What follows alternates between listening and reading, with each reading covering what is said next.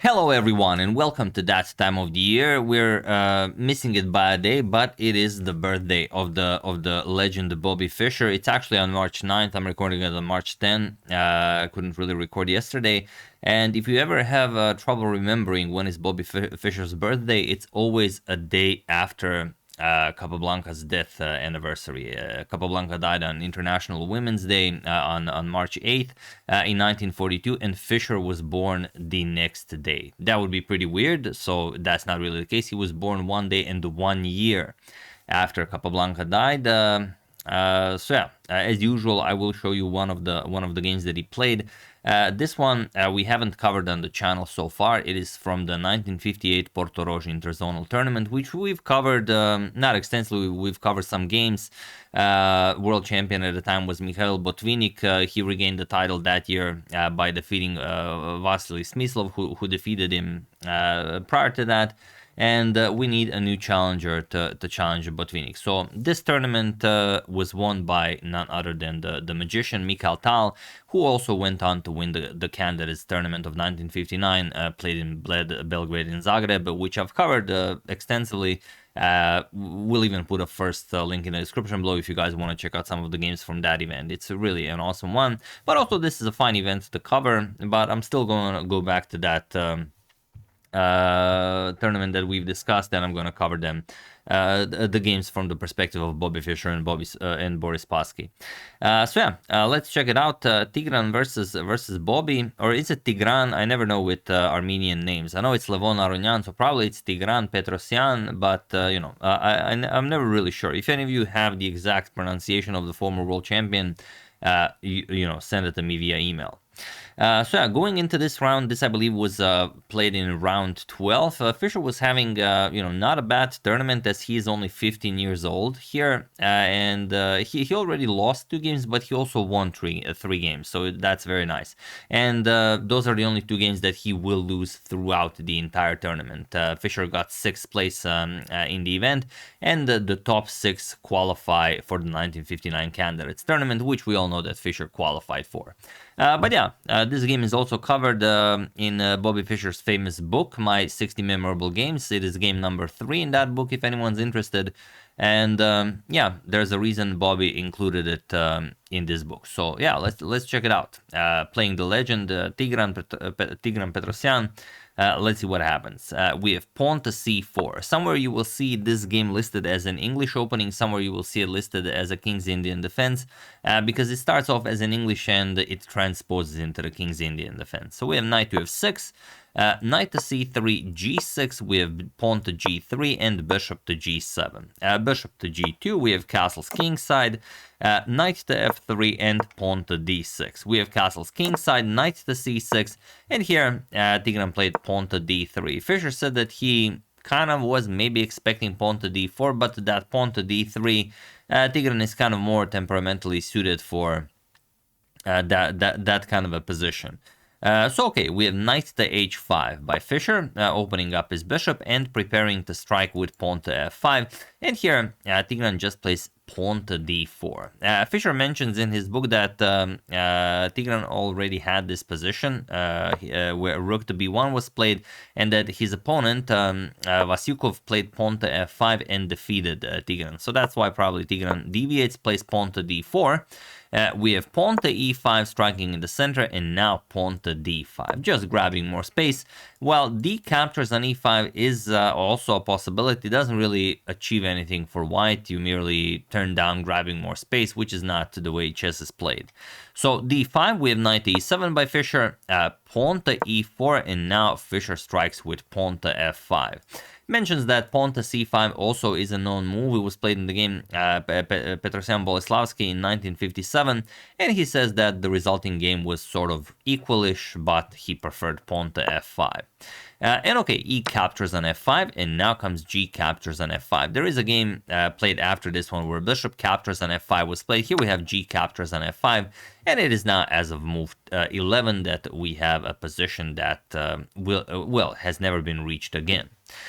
We have knight captures on e5. Finally, it's time to deal with the undefended knight on h5, and Fischer calls this a desperado move that it is not very ambitious, but Okay, I guess it does make sense. Fischer plays knight captures on g3, h captures. Also, Fischer says that he was expecting f captures on g3, but h captures is more suited to Tigran's style. He says that he wants to make, well, 0 mistakes this game, but he also kind of wants to allow chances for him to actually win the game if the opponent messes up. So bishop captures on e5 by Fischer, and now pawn to f4.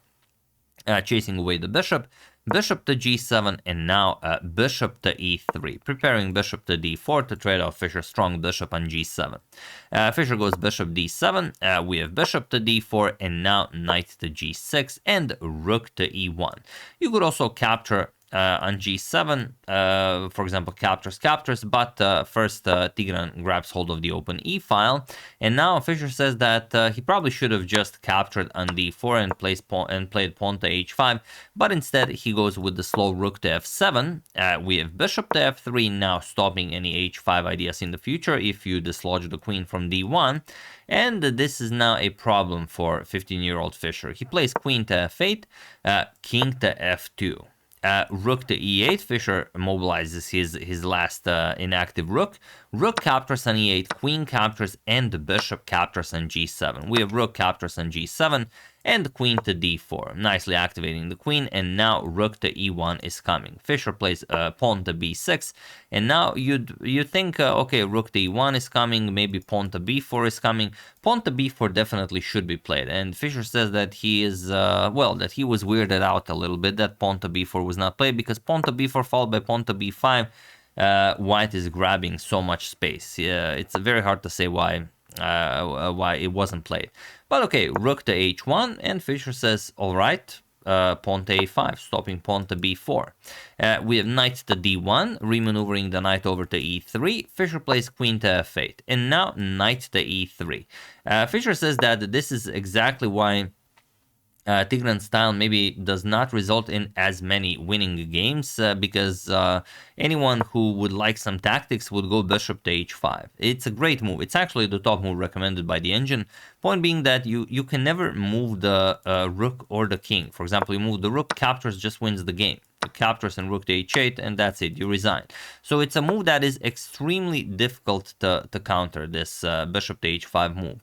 But if you ask the engine, knight to e3 and bishop to h5 are almost valued almost exactly the same. So Tigran goes knight to e3, says, okay, there's no rush, and Fischer again counters the threat. He plays rook to f7, and now just pawn to b3.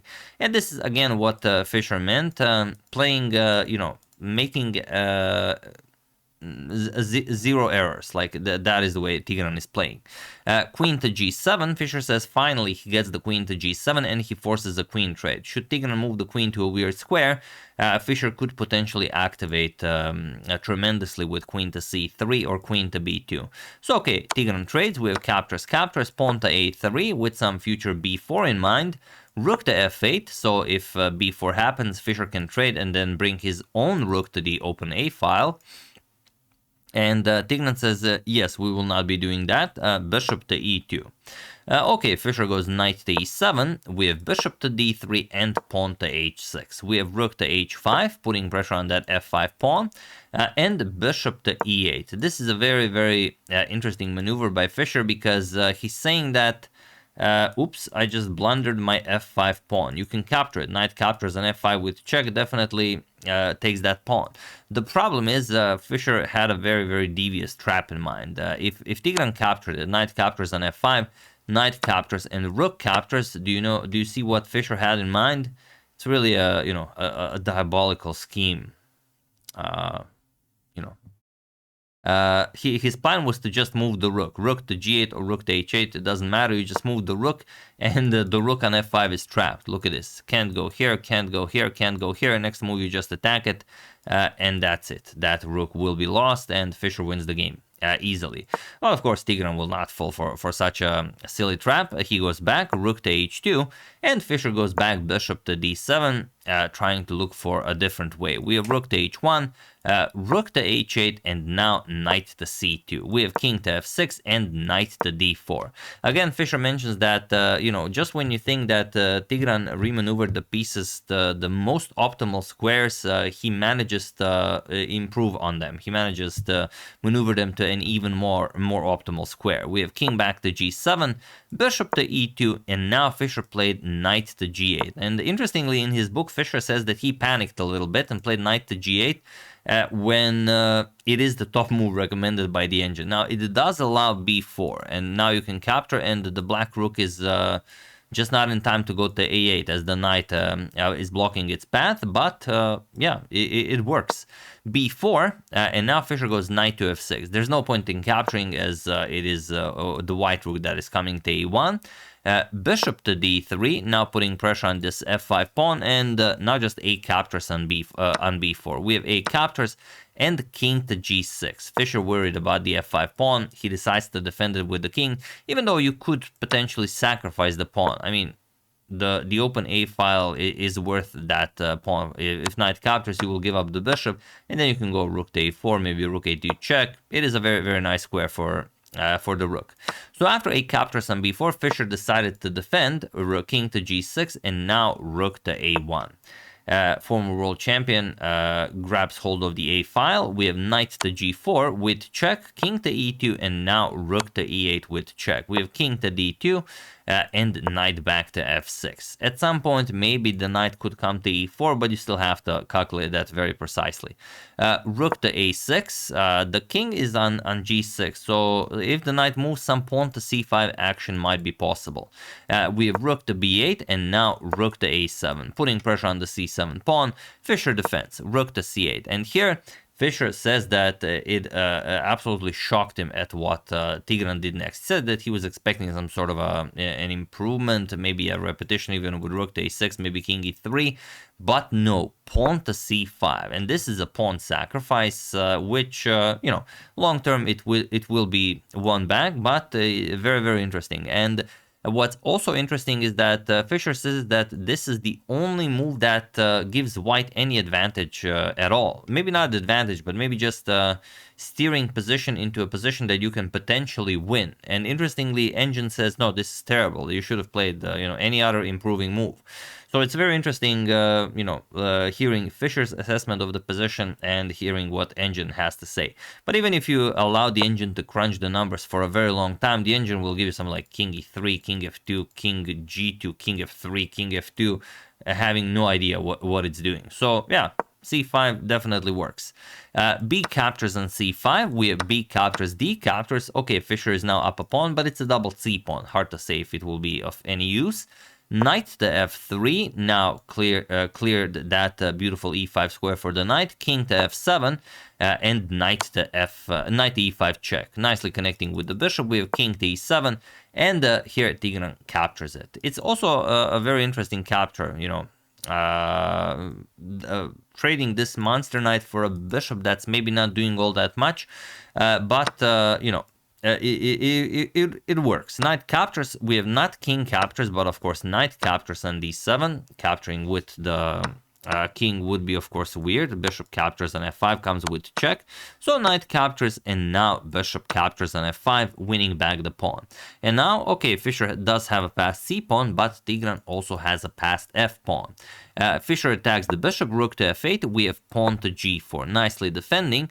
And now we have king to d6. h5 seems like a very, very interesting move, but after rook captures on c7, the position is just winning for white. There's no good way to play this. If you play pawn to h4, of course, your knight here is hanging, so you would have to defend it, but you don't have enough time or material to play like that. So king to d6, just defending the c6 pawn, and bishop captures on d7. We have king captures, and now king to e3. And okay, equal material. Tigran's position is a little bit better. He doesn't have doubled pawns. So let's see what happens. Rook to e8 check, king to f3, and now king to d6. Rook to a6 with check, king captures on d5. Fischer is now up a pawn, and rook captures on h6, equalizing in material. So now two connected pass pawns for Tigran, and Fischer has, also two pawns. One of them is a passed pawn, and if you promote that one or lose that one, the other one becomes a passed pawn. So pawn to c4. Fischer starts advancing the pawn, and now comes rook to h1. Later on, Fischer mentions that in Russian bulletins, Tigran mentioned that rook to h7 was sort of winning for white, because if pawn to c3, you will simply play rook to d7 check, and now the position is winning, because if you go after this pawn, you capture this with check.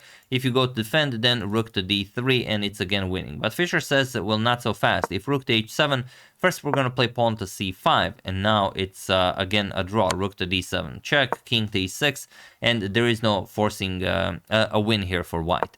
So okay, rook to h1, we have pawn to c3 by Fischer, pawn to g5. We have pawn to c5, rook to d1 with check. We have king to c4 and pawn to g6. Pawn to c2 by Fischer, rook to c1 and king to d3. Now it's time to attack the rook, and Tigran will have to give up the rook for the passed pawn. Pawn to f5, we have rook to g8 and king to f4. We have king to d2, and of course Tigran has to give up the rook. Rook captures on c2 with check, king captures, and king to g5. We have pawn to c4. Fischer continues pushing the other passed pawn. Pawn to f6, let's not forget the two connected passed pawns, pawn to c3 and pawn to f7, and it was in this position on move 67, believe it or not, that Fischer extended his hand, offering a draw, which Tigran accepted. And later on, Fischer learned that it was sort of bad manners to offer a draw when it's not your move, but after pawn to f7, it is Fischer's move, but you have to play the move and then offer a draw, not offer a draw before you make a move. Because imagine it was a real, you're low on time, it's a very complicated position, you're not really sure about the move, you offer a draw. Yeah, that's pretty weird. First, you have to show what you wanted to play, and then you could maybe offer a draw. But here, for those of you who might be thinking, well, why is this a draw? Isn't this just winning for white? Well, not really, because here, after rook captures on g6 check, king captures and king to d1. Look at this. f8 queen and pawn to c2, and you might think, okay, well, this is winning for white. We can, of course, remaneuver our queen, give some checks, and then, bring our king over, either checkmate the black king or win that c2 pawn. Well, maybe you don't know this, some of you sure do, some of you maybe don't. If it's a pawn, c pawn, if it's an a pawn, a c pawn, or an f pawn, or an h pawn, it's a draw. On the other hand, if it's a b pawn, a d pawn, an e pawn, or a g pawn, then you can win this position. And it's very simple why. C pawn is often misunderstood. Many players think it's winning, but it's not. Many players think only a pawn and h pawn are a draw, but in fact c and f are also a draw, and we're quickly going to show why. You're going to play a couple of moves. Okay, let's start with a check. Queen d6 check, doesn't matter where the black king goes. Preferably you go to the a1 square, but here you just have enough time to do anything like king d1, queen to d4 check, king c1, and now you're going to bring the king in because, okay, you cannot promote right away.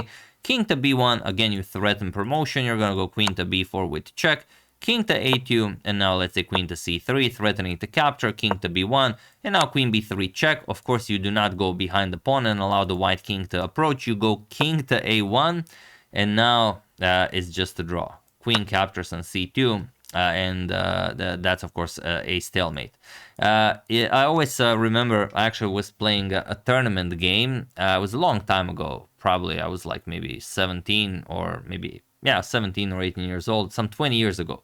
And it was a similar position to this, something like this. The pawn was already on c2, and I offered my opponent a draw. My opponent was maybe like 2200, candidate master rated 2200, and I offered a draw here, and he was like, sort of laughed in my face like, no. And I was like, seriously, you I mean, I wasn't talking, but I was thinking, I said, seriously, you don't know that this is a draw? I'm 1700 rated here, you're 2200, you don't know that this is a draw? And he actually didn't know. He actually thought that the a pawn and the h pawn were a draw, but he never actually he never got this position, and he didn't pick it up from books. I got a draw against a very strong player. He got some valuable information, as he also learned that this is now a draw. So it was a good day for both of us. Probably not as good for him. He was hoping to beat me, but yeah, you can't win them all. So yeah, very nicely done by 15-year-old Bobby Fischer here, drawing Tigran with black, even though I'm pretty sure he was pushing for a win. I mean, Bobby was pushing for a win against everyone.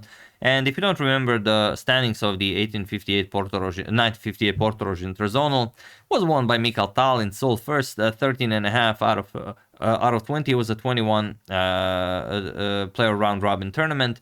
Gligoric sole second with 13, then with 12.5 Tigran Petrosyan and Paul Benko, 12 Friedrich Olsson and Robert James Fischer, with some incredible names to follow: David Bronstein, Yuri Averbach, Alexander Matanovic, Laszlo Szabo, Ludek Pachman, Oskar Pano, Miroslav Filip, and so look at Bent Larsen, nowhere near qualifying. I mean, crazy stuff. So yeah, hope you guys enjoyed it. You see what it's like to play against the legend when he wields the white pieces. You know, he will just you know, dance around softly, and if you make a mistake, he will crush you, but he will not give you any chances to attack him. And I imagine that is why Fischer included this game in his 60 most memorable games, because he was 15 years old. He was playing a former world champion with the black pieces, and well, he played a very, very strong game. You couldn't possibly get more out of this game than what Fischer did here with black, because Tigran just played a perfect game, and that's just it. So yeah, that's the game. Hope you guys enjoyed it. Like I said, always remember Fischer's birthday a day after International Women's Day, or the day after Capablanca died, a day and a year, you know. If fun factor, remember and share with your friends at the bar in the library. I would like to wish a very happy birthday to Darren Sang, and I would like to thank Cushion for Pushing, Priscilla Woodley, Gerhard Homer, and David Gasparian for a contribution to my channel. Thank you a lot, I really appreciate it. As usual, you can check 2 of my previous videos here. Thank you for watching, and I will see you soon, continuing to check up on your wonderful suggestions and whatever else happens in the chess world. So thank you all, I will see you soon, and have an excellent rest of your day. And the first link in the description below, some fun games for you from the 1959 Candidates Tournament. Enjoy.